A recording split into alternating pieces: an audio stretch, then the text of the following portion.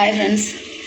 இப்போ ஒரு நாளாவது நிம்மதியாக வீடியோ போடலாம் அப்படின்னா அதுக்கு இந்த கடவுள் வந்து என்னை ரொம்ப சோதிக்கிறான். ஆனால் நான் மறுபடியும் இன்றைக்கி பாலிமர் நியூஸ் எல்லோரும் பார்த்துருப்பீங்க. நான் ஒன்று கேட்குறேன். இன்னொரு விஷயம், பாலிமர் டிவி ரஞ்சித் அண்ணன் என்னை ரொம்ப மன்னிச்சுக்கோங்க. நான் உங்கள்கிட்ட 2 நாளைக்கு முன்னாடி ஃபோனில் பேசின கால் 20 நிமிஷம் நான் உங்களுக்கு கால் பண்ணி பேசினேன். உங்கள் நம்பர் வாங்கி நான் 20 நிமிஷம் உங்கள்கிட்ட பேசினேன். அது நான் என் செல்லில் வந்து இப்போ தான் ரெக்கார்டே வச்சிருக்கேன். ஏன்னா நீங்கள் பேசின வந்து ரெக்கார்ட் நான் வச்சு அனுப்பிச்சி விட்டேன். அண்ணனுக்கு இந்த மாதிரி நான் பேசினேன் அப்படின்னு சொல்லி அந்த ரெக்கார்ட் நான் இந்த வீடியோவோட நான் ஆட் பண்ணி போட போகிறேன். நீங்கள் எதுவும் தப்பாக எடுத்துக்காதீங்க. ஏன்னா நீங்கள் மட்டும்தான் அவனுக்கு சப்போர்ட் பண்ணுறீங்க. வேறு எந்த டிவி, தந்தி டிவி, வேறு எந்த நியூஸ்லேயும் வரல. நீங்கள் அந்த பாலிமர் டிவி மட்டும்தான் வியூஸுக்காக வந்து அவனோட விதை வந்து நீங்கள் எப்படி சொல்கிறது சப்போர்ட் பண்ணுறீங்க. அவனுக்கு சாதகமாக தான் நீங்கள் போட்டுட்ருக்கீங்க. எனக்கு தெரியும் நீங்கள் அவனுக்கு ஃப்ரெண்டுன்றது தெரியும். அதனால் வந்து முந்தா நாள் அது நேற்று இன்னைக்கு இன்னும் நீங்கள் எவ்வளோ வேணாலும் போடுங்க, போட்டுகிட்டே இருங்க. ஏன்னா 2 நாளைக்கு முன்னாடி நைட்டே நான் வந்து அந்த நியூஸ் வந்ததுலேருந்தே மறுநாள் உங்களுக்கு ஒரு 20 நிமிஷம் உங்களுக்கு அக்கா தங்கச்சி கூட இருக்காங்க. நான் ஒரு அண்ணனா நினச்சி தான் உங்கள்கிட்டலாம் சொன்னேன்.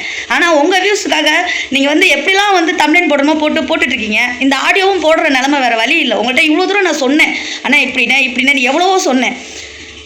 இன்னும் நீங்கள் அவனுக்கே சப்போர்ட் பண்ணாதீங்க. கம்ப்ளைண்ட் கொடுத்ததுக்கப்புறம் தானே இந்த வீடியோவே அவன் போட்டு என்னை அசிங்கப்படுத்தணும்னு பண்ணிகிட்டு இருக்கான் காசு கேட்டதுக்காக. அப்போ காசை கொடுத்த நான் வந்து என்ன பண்ணலாம் சொல்லுங்கள். இந்த ஆடியோ கொஞ்சம் கேளுங்க மக்களே.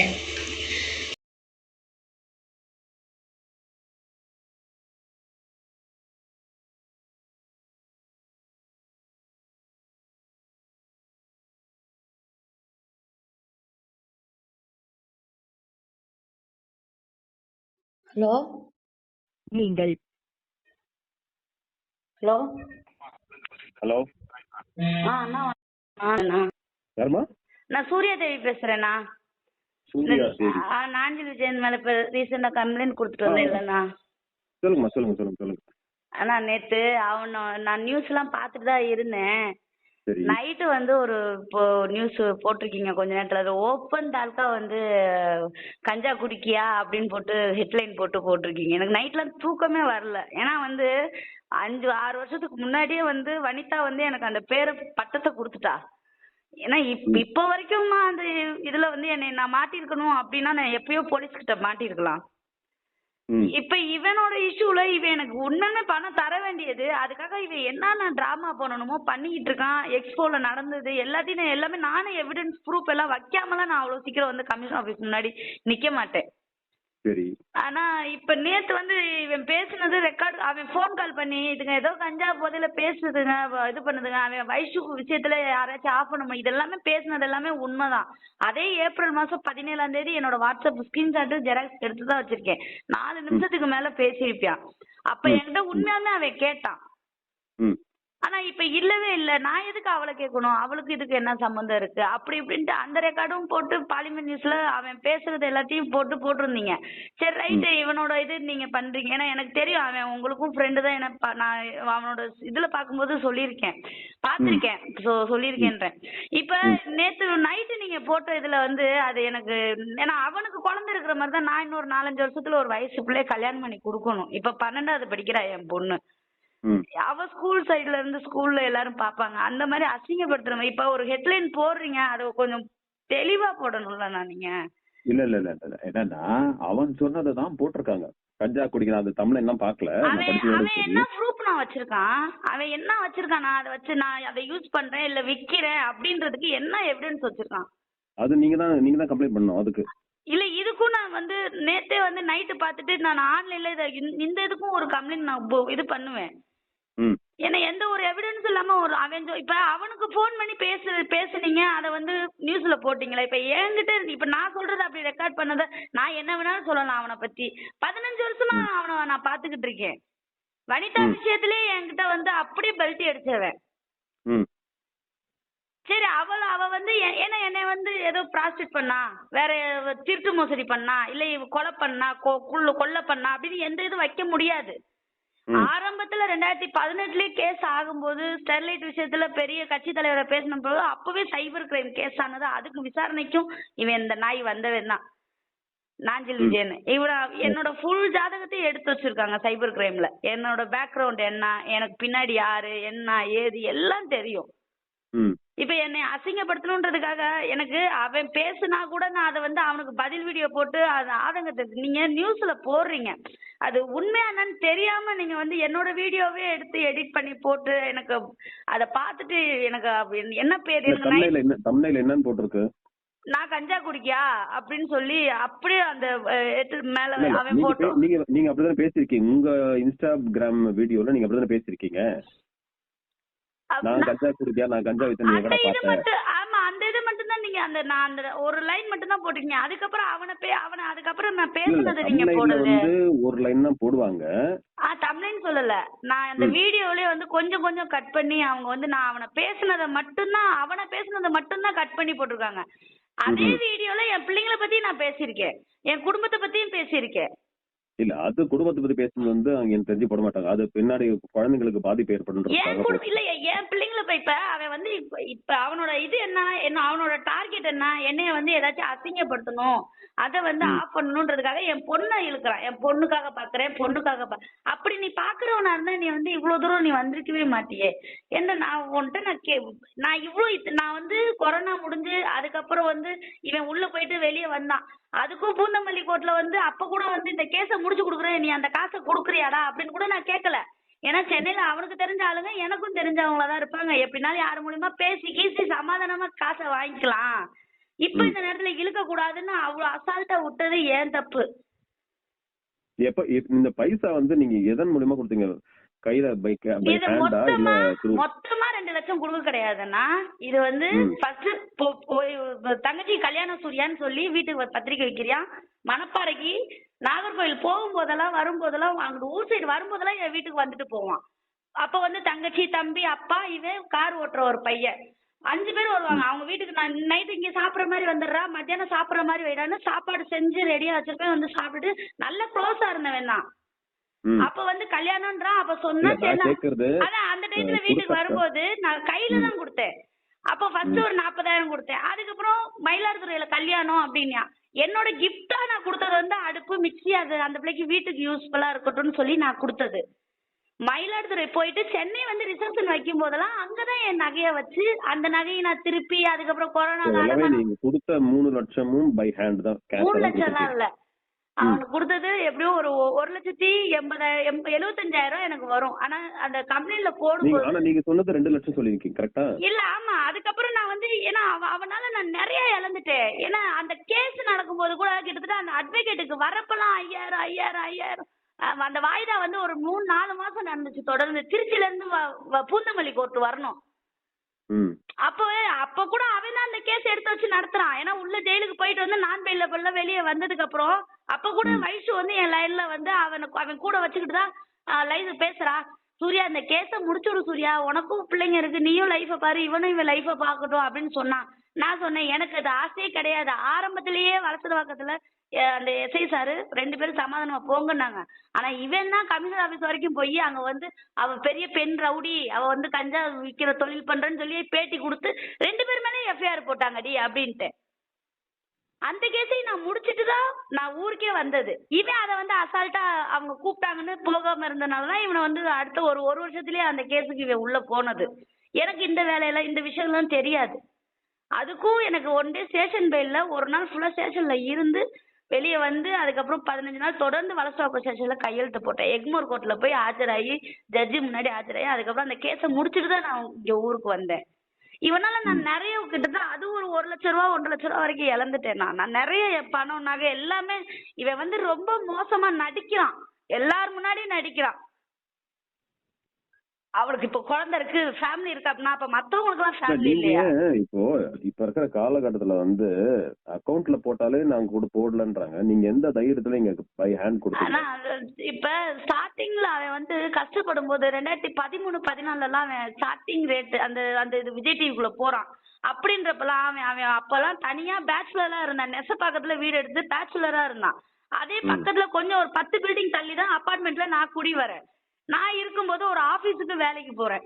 அப்ப நான் அங்க வந்து பக்கத்துல இருக்க சினி ஃபீல்டு பிள்ளைங்க எல்லாம் இருப்பாங்கல்ல, அந்த ஜூனியர் ஆர்டிஸ்டா இது பண்ண அப்ப இவன் பழக்கமாகறான், என்கிட்ட பேசுறான் பழகுறான். நானும் இவன் நாகர்கோயில் அப்படின்றப்ப நான் மதுரையில இருந்து வந்திருக்கேன்னு எங்க தாத்தா பாட்டி என் குழந்தைங்களோட அப்பெல்லாம் என் பையனுக்கு 1 வயசு.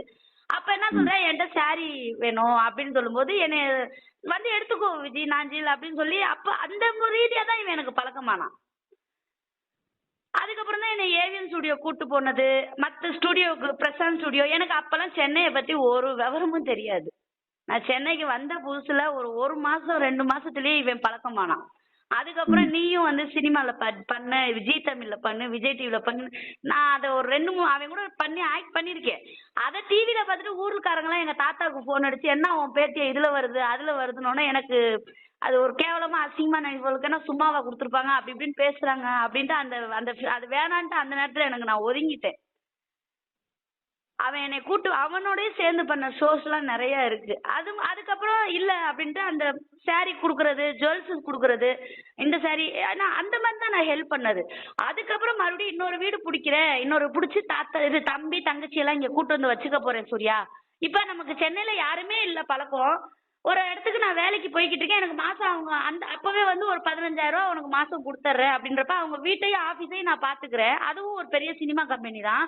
அவங்க வீட்டுல சமைக்கிறதுக்கு ஒருத்தவங்க வந்துருவாங்க, நான் சமைக்கிற வேலையும் ஆபீஸையும் பாத்துக்கிறப்ப அப்பவே எனக்கு 15,000 பெரிய சம்பளம் இல்ல. அதுக்கப்புறம் இவன் கூட சேர்ந்துதான் இந்த சினி ஃபீல்டுக்காரங்களாம் யாரு என்ன ஏது, ரோபோ சங்கரண்ணா, இவரு திவாகர், டைகர் தங்க துறை எல்லாமே, ராமரண்ணன், விஜய் டிவில இருக்க எல்லாருமே இவனை வச்சுதான் எனக்கு தெரியுமே. ஆனா அப்பவே வந்து என்னோட கேரக்டர் அவனுக்கு நல்லாவே தெரியும். அப்படி இருக்கும்போது தங்கச்சி தம்பியும் கூட்டிட்டு வந்து வச்சிருக்கியான். அந்த பிள்ளைங்களுக்கும் நான் தான் வந்து பாத்துக்கிறேன். அந்த பிள்ளை உடனே வேலைக்கு போகுது. இவனுக்கு ஹாஸ்பிட்டல்ல ராமச்சந்திரா மருத்துவமனையில மணிக்கு வந்து காதுல வந்து சீ வருதுன்னு சொல்லி ட்ரீட்மெண்ட் பண்ணும்போது கூட ஹாஸ்பிட்டல்ல நான் தான் இருந்து பாத்துக்கிட்டேன். அந்த மாதிரி ரொம்ப ரொம்ப க்ளோஸா யாருமே இல்ல சென்னையில. இவன் ஒரு நல்ல ஃப்ரெண்டு. உங்களோட சண்டை ஆரம்பிக்கிறது பணத்தால தான். ஆமா, அது 2013 இப்படி ஸ்டார்ட் பண்ணது. இப்படியே நல்லா போய்கிட்டு இருக்கு. தங்கச்சி கல்யாணம் இப்ப நான் அவன் கஷ்டப்பட்டு முன்னேறி வந்திருக்கான், என்னைக்கா நம்ம என்ன ஏமாத்த போறானா அப்படின்ற ஒரு நம்பிக்கையில தான் நான் வந்து கொடுத்தேன். ஏன்னா நானும் ஒரு வயசு பிள்ளைய வச்சிருக்கேன். அவனுக்கு நல்லாவே தெரியும் என்னைய வந்து அவன் என்ன குறை சொல்ல முடியும் சொல்லுங்க. அவன் என்னை பத்தி நல்லா தெரியும், என் குடும்பத்தை பத்தி நல்லா தெரியும், மதுரையில எவ்வளவு பெரிய ஃபேமிலின்னா அவனுக்கு நல்லா தெரியும். என் புருஷன் வீடு எல்லாமே எல்லாத்தையும் பார்த்துருக்கான். அவன் எதுவும் பார்க்காமலாம் கிடையாது. இந்த ஒரு மேட்ரு வனிதா வந்து இந்த ஒரு பேரை கொடுத்தா அவ கூட சேர்ந்துகிட்டு அப்படியே ஏன்னா அவங்களாம் சினிமா துறையில இருக்கிறவங்க. எனக்கு அந்த வாழ்க்கை, எனக்கு அந்த லைஃப் கிடையாதுல்ல. அப்படின்றப்ப சரி நாய் அவளுக்கு பின்னாடி போயிருச்சு அப்படின்ட்டு விட்டுட்டேன். ஆனா அதையே கொண்டுட்டு வந்து இந்த விஷயத்திலேயே அந்த பேரை குடுக்கறான் பாருங்க. அப்ப இப்ப எவ்வளவு ஒரு கேவலமானவனா இருப்பியான்னு சொல்லுங்க. இந்த கேஸ நான் சத்தியமா நான் வாபஸ் வாங்குறதோ இல்ல மன்னிச்சுக்கிறதோ வாய்ப்பே கிடையாது. இவனை நான் இந்த விஷயம் ஏற்கனவே வனிதா விஷயத்துல விட்டுட்டேன். சரி பொழைச்சு போட்டோம், என்னமோ பண்ணிட்டான், அந்த சினிமா ஃபீல்டு தான் அவனுக்கு லைஃப் அப்படின்ட்டு நான் அந்த கேஸையும் முடிச்சு வந்து அதுக்கப்புறம் ஒரு 3-4 மாசத்துல கல்யாணம் பண்றான்.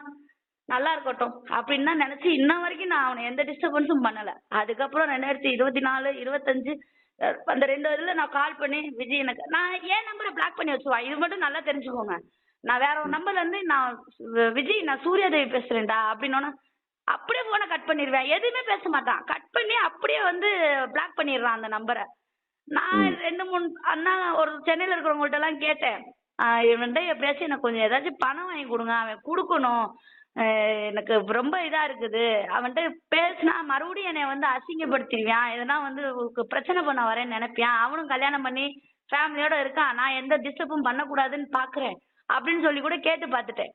அப்புறம் இப்ப ரீசெண்டா இந்த வயசு விஷயம் எல்லாம் வந்து நடக்கிறத நியூஸ்ல பாக்குறேன், செல்லுல பாக்குறேன். சரி ரைட்டு, இது வந்து எனக்கு அப்பவே தெரியும் என்னைக்கா இருந்தாலும் வெளியே வரணும். நான் இந்த அளவுக்கு மோசமா இருக்கும்ட்டு நான் எதிர்பார்க்கல. அப்போ ஒரு தடவை கால் பண்றேன், கரெக்டா ஏப்ரல் மாசம். விஜய் நான் சூர்யா பேசுறேன், உன்கிட்ட பிரச்சனை பண்ண வரல, உன்கிட்ட ஒரு விஷயம் கேட்கணும், செஞ்சு பொறுமையா பேசுடா அப்படின்னோன்னா அப்ப சொல்றேன், சரிம்மா சரிம்மா, இல்லம்மா இப்ப வில்லிவாக்கம் ஸ்டேஷன்ல நானு என் குழந்தைங்க ஒய்ஃபு மாமியா எல்லாம் இருக்கும், போலீஸ் ஸ்டேஷன்ல வர வச்சிருக்கா, அவ போய் எங்கேயோ குடிச்சிட்டு விழுந்ததுக்கு என்னைய பழி போடுறா, நான் கொஞ்ச நேரத்துல கூப்பிடுறேன், ஒரு 5 நிமிஷத்துல கூப்பிடுறேன், வாட்ஸ்அப் கால் பண்ண அப்படின்ட்டு போனை கட் பண்றான். மறுபடியும் நான் வந்து வாட்ஸ்அப் கால் போறேன் இன்னொரு நம்பர்ல. எனக்கு என் நம்பர் வந்து கிட்டத்தட்ட 15 வருஷமா இந்த நம்பர் தான் வச்சிருக்கேன்.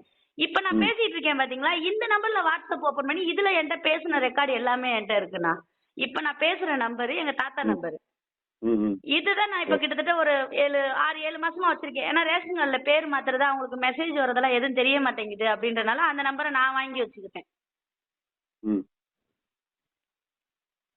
நான் வாட்ஸ்அப் கால் அப்ப அந்த டேட்ல நீங்க வில்லிவாக்கம் ஸ்டேஷன்ல போய் பாத்தீங்கன்னாலே தெரியும். அந்த அந்த டேட்ல அவங்க குடும்பத்தோட அங்க ஸ்டேஷன்ல இருந்தாங்களா இல்லையான்ட்டு. அப்ப கூட என்கிட்ட 4 நிமிஷத்துக்கு மேல பேசலாம்.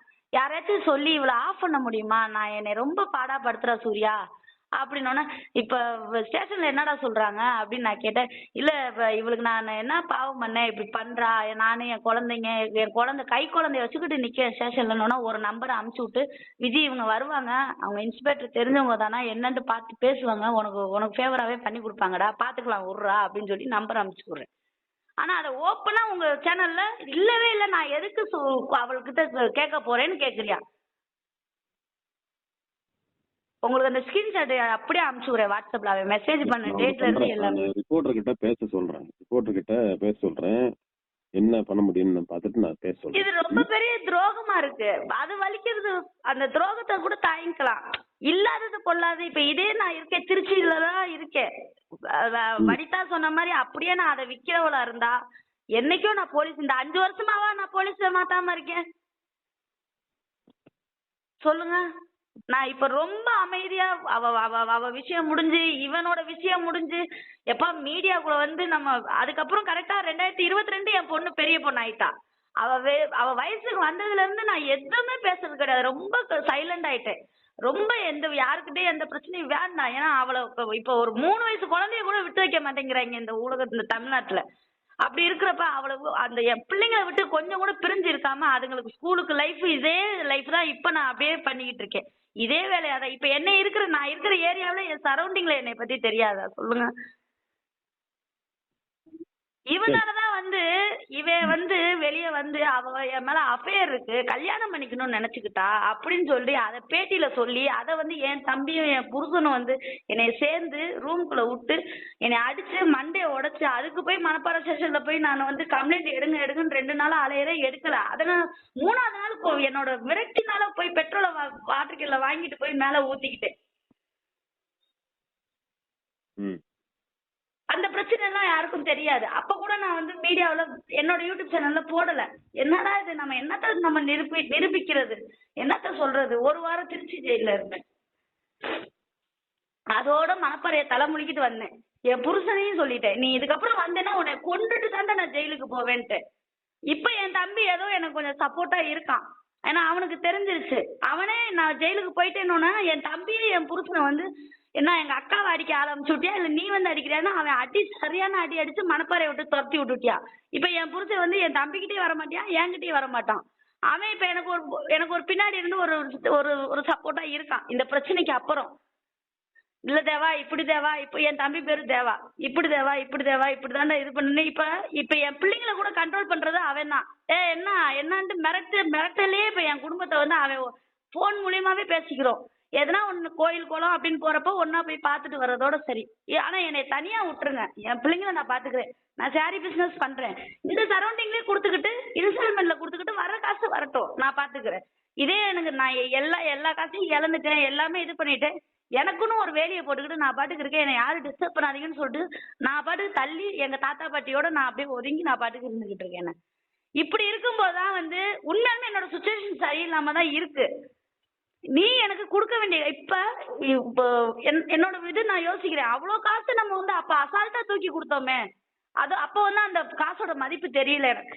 இப்ப எனக்கு தெரியுது நம்மளோட காசு தானே. கொடுத்த காசு கேட்கறதுக்கு இவன் அந்த இதுக்கு எக்ஸ்போக்கு வர்றதுக்கு என்ன, நான் அந்த வீடியோல கூட நீங்க பாருங்க, அவன் நேத்து நைட்டு போட்டிருப்பான். அப்ப கூட என்னைய பேச விடல, அவன் தான் கத்துறான், திருடிட்டு போற டேய். அப்போ சொல்றேன், இந்த காசை கொடுத்துட்டு இந்த ட்ரெஸ்ஸை வாங்கிட்டு போறேன்டா, உனக்கு அவ்வளவுதான்டா டேன்னு கத்துறேன். அவன் என்னை பேசவே விட மாட்டான். அவனுக்கு தேவை அந்த வீடியோ எடுக்கணும்.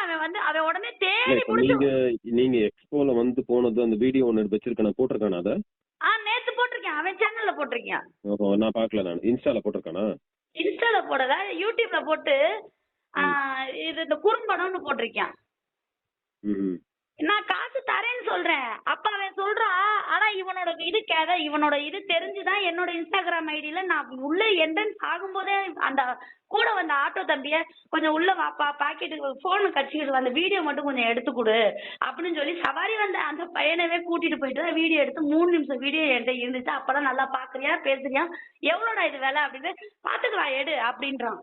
அந்த வீடியோவும் போட்டேன். அப்பெல்லாம் நல்லா உங்களை பார்த்துட்டு நல்லா பேசி இருந்துட்டு ட்ரெஸ்ஸை வாங்கிட்டு இல்லை நீ பரவாயில்ல நான் சொல்றேன் சரி நான் போயிட்டு வரேன் காசு கொடுக்குறேன்றப்ப வேணாங்கிறியா அப்படின்றப்ப நான் போயிட்டு அவனுக்கு என்னன்னா மறுபடியும் அந்த எக்ஸ்போக்குள்ள வரக்கூடாது. அவன் போட்ட வீடியோலயே இருக்கும் பாருங்க. நீ மறுபடியும் அந்த எக்ஸ்போல வந்த 108 பொம்பளைங்க இருக்காங்க எல்லாரும் கம்ப்ளைண்ட் போனேன் உள்ளத்துக்கு உட்கார வச்சிருவாங்க அப்படின்றான். அப்பதான் புரிஞ்சுக்கிட்டேன் சரி ரைட்டு இவன் நம்ம இனிமே வரக்கூடாதுன்றதுக்காக தான் இந்த பிளான் பண்ணி வந்திருக்கான் அப்படின்ட்டு அப்படியே ஆஃப் ஆயிட்டேன். நான் அதுக்கப்புறம் எதுவுமே பேசல. இவனுக்கு ஏதாச்சும் ஏன்னா நான் பண்றேன். நான் ரிப்போர்ட்டர்கிட்ட பேசுறேன். நீங்க பேசுனீங்கன்னு பேசி சொல்றேன். நம்பர் கிட்ட உங்க நம்பர் நான் அவருக்கு அனுப்புறேன். நீங்க பேசுங்க. இல்ல எனக்கு இப்ப உங்கள்கிட்ட கொஞ்சம் எனக்கு இது பண்ண எனக்கு உங்கள்கிட்ட இதை பத்தி சொல்லணும்னு தானே. ஏன்னா என்னை பத்தி தெரியுமா என்னன்னு தெரியாது. நம்பர் யார்கிட்ட வாங்குனீங்க? இல்ல அங்க நான் கமிஷனர் ஆபீஸ் வந்திருந்தேன்ல. எங்க? கமிஷனர் ஆபீஸ் வந்திருந்தேன்ல. ஆமா. அங்க வந்து 2 பேரும் என்னோட ப்ரூஃப் அந்த போட்டோ ஜெராக்ஸ் எல்லாம் வாட்ஸ்அப்ல அனுப்பிச்சுட சொல்லி ஒரு 2-3 நம்பர் வாட்ஸ்அப்ல அனுப்பிச்சு விட்டேன். அதுல இருந்து அவங்க தம்பி பேர் தெரியல போன் பண்ணி அவர் ரஞ்சித் அண்ணன் நம்பர் இருக்குமா எனக்கு பாலிமர்ல அப்படின்னு சொல்லி கேட்டு வாங்கினேன். நீங்க தான் கேட்டு வாங்கினதா? ஆமா நான் தான் கேட்டு வாங்கினேன். எனக்கு நேத்து நைட்ல இருந்தே எனக்கு தூக்கமே இல்ல. எனக்கு ரொம்ப ஒரு மாதிரி ஆயிடுச்சு. அப்படி இருந்த பிள்ளைங்களை ஸ்கூலுக்கு அனுப்பிச்சு விட்டுட்டேன். இதுக்கப்புறம் என்னண்டு அப்புறம் தான் மெசேஜை பார்த்துட்டு பேசாம நம்பரை கேட்டு வாங்கி உங்கள்கிட்ட பேசிடலான்னு தான். எனக்கு மனசுக்குள்ள இருக்கிற பாரம் கொஞ்சம் குறைஞ்ச மாதிரி இருக்கும்னா. இவனால நான் ரொம்ப கஷ்டப்பட்டு ரொம்ப இது பண்றேன். ஆனா இப்பவும் என்னை வந்து அசிங்கப்படுத்தணும்ன்ற ஒரு நோக்கத்துல பண்றேன். ஆனா இந்த கேஸ்ல இருந்து நான் பின்வாங்க மாட்டேன். இதுல நான் ஸ்ட்ராங்கா இருப்பேன். இவன் வந்து எந்த ப்ரூஃப் இல்ல அது இல்லன்னு இவ எல்லாத்தையுமே மிரட்டுவான். மீடியால ஒரு முகமா இருக்கும் உள்ளுக்குள்ள ஒரு முகம் வச்சிருக்கான். உண்மை அதுதான். உங்களுக்கு தெரியுதா இல்லையான்னு எனக்கு தெரியல. மீடியா முன்னாடி ஒரு முகம் இவன்